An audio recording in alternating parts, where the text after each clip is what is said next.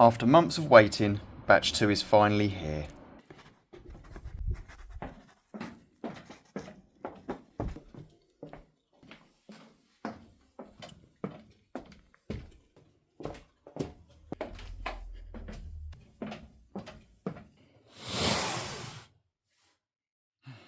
Let me move this out of your way. Welcome back. We're back again. This time, yes, it is another unboxing. It's not a train exhibition this time. I think a lot of the deliveries are going to come in thick and fast now. So yeah, this is actually, I class it as batch 1 because I think they released the colours pretty much the same time as they released all of batch 1 colours. So, but they're classing this as actually batch 2. And yeah, and I actually missed the initial cut-off point, if you like. The time I sort of like really thought about it, do I really want it, don't I want it? They'd actually missed all their slots, or I'd missed all their slots. But thankfully, about a month ago, give or take, a couple of months ago maybe at the most, a slot was available for me to buy one. So, and I thought, you know what, I can't miss out on this opportunity. So I thought, you know what, I shall do it. So I've done it. But before I show you, I'd just like to say a massive thank you to everyone who's liked, subscribed and viewed the videos. And obviously if you left a comment, I'll get back to you very soon. I can't believe this, guys.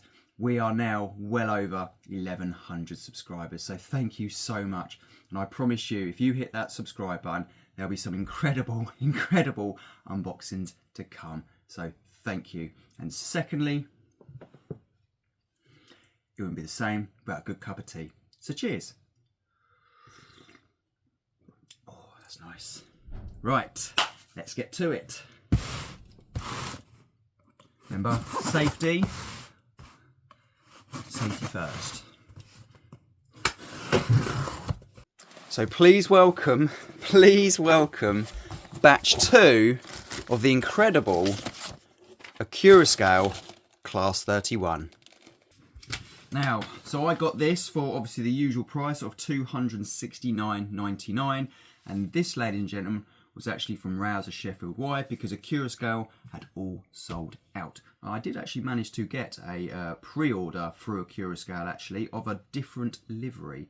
Again, they were initially all sold out, but I seized that opportunity. I kept my eye out, and obviously a slot become available. So it's always worthwhile, if it is sold out, always keep an eye on it, because you just never know. So yes, right, here we go. This is, get it out of the way. So please welcome to Dutch Livery Class 31 514. But you don't want to see it in the box, you want to see it out of it. Let's, obviously it's the usual standard Accurascale quality. Do love the line diagram on the front, it looks absolutely incredible. Listen to that. Oh.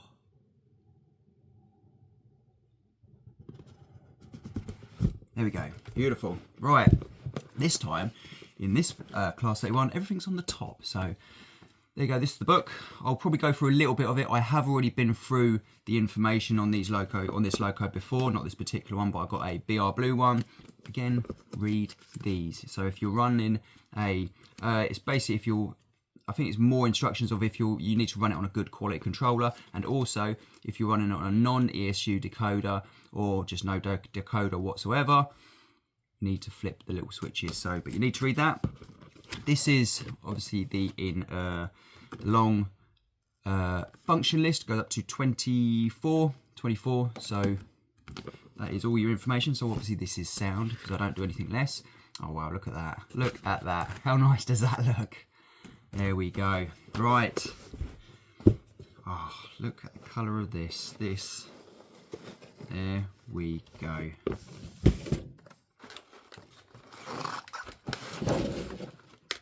And look at that.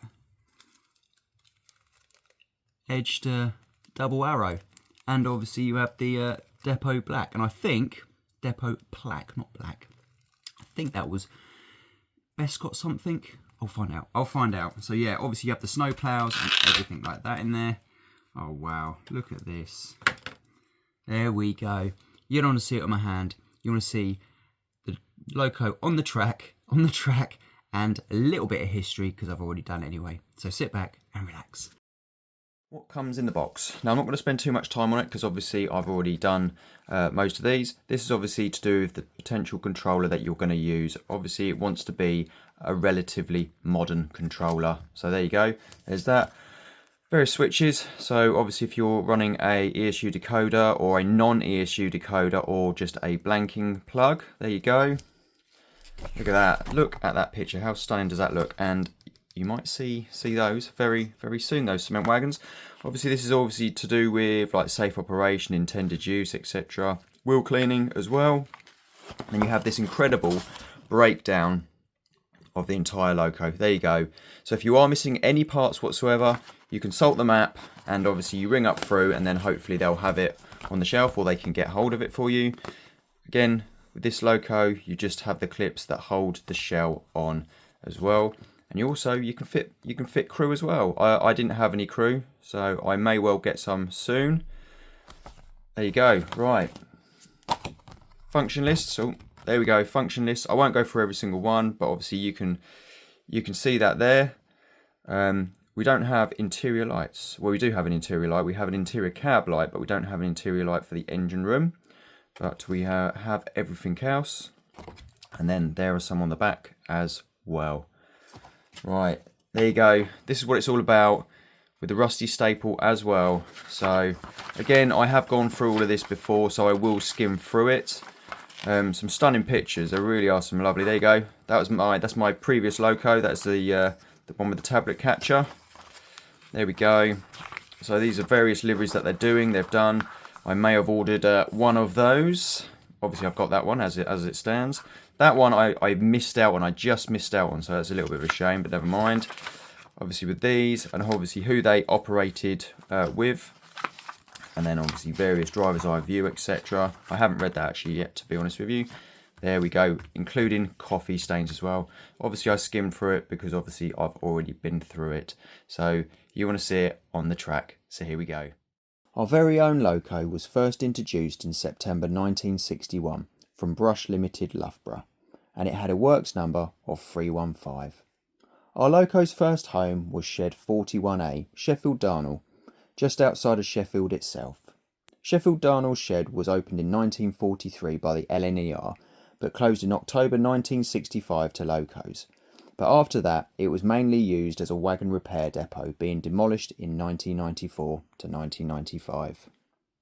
Our loco left the Brush Falcon Works as D5814, but unfortunately, it also left the factory with the unreliable Mirrors JVS12T engine, coupled to a Brush TG160-48 main generator and a Brush TG69-42 auxiliary generator. And with a maximum speed of only 75 miles an hour, it meant that a tractive effort of £42,000 could be achieved. D5500 to D5519 left the Vulcan Works with 1,250 horsepower. D5520 to D5862 left with 1,365 horsepower. And it was down to this extra power that the Mirrors power unit started to suffer major engine failures. This would occur around the 500,000 mile mark, causing various issues including serious wear on the cylinder columns and engine housings. With a major problem on BR and Brush Traction's hands, a solution was needed. Step in D5677 when it was used as a test bed for the English Electric 12SV. This was a huge success, and between January 1965 to the summer of 1969, the entire fleet had power units replaced. All old power units were sent back to Mirrors and refurbished, but this time with a lower engine output, and these were sold as marine engines. There was also a financial compensation deal between BTC and Mirrors, but there was no figures placed in the public domain. In 1974, D5814 became 31414 under TOPS numbering. Many locos around this time received a refurbishment.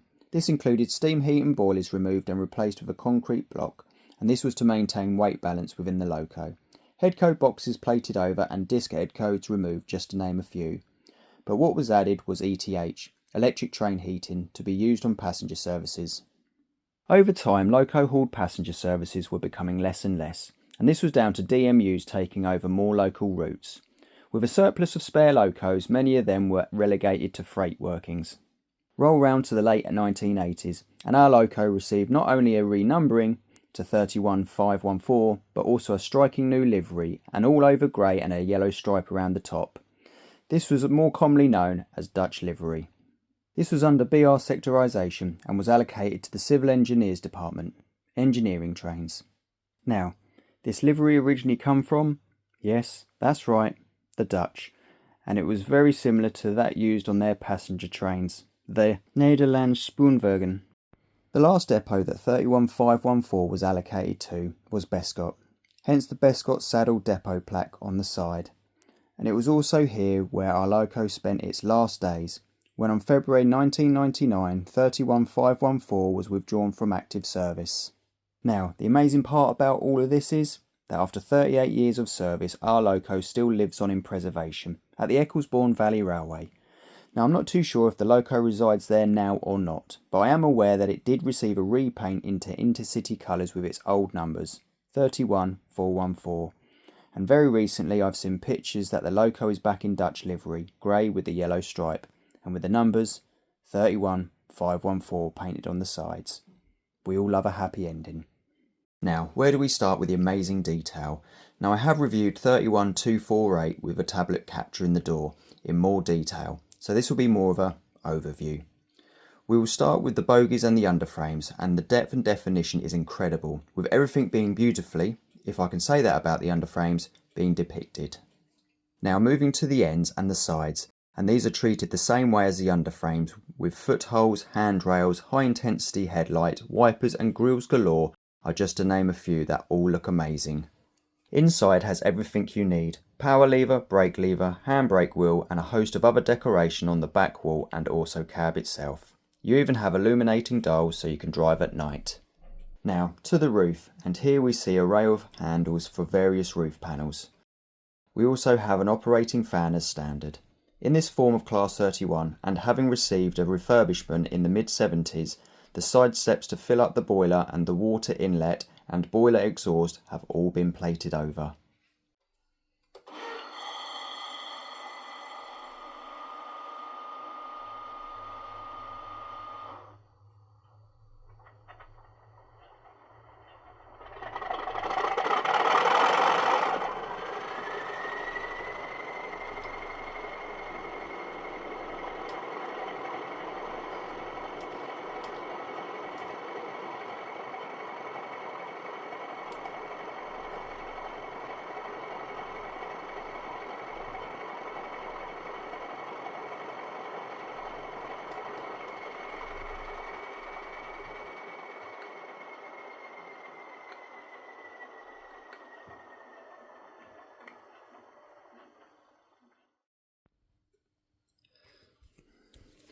There we go. It's on the track. We also have snow ploughs. Obviously, we have the etched brass, double arrows, all pipework, and the depot plaque is in etched brass, I think, as well. And it does actually look stunning.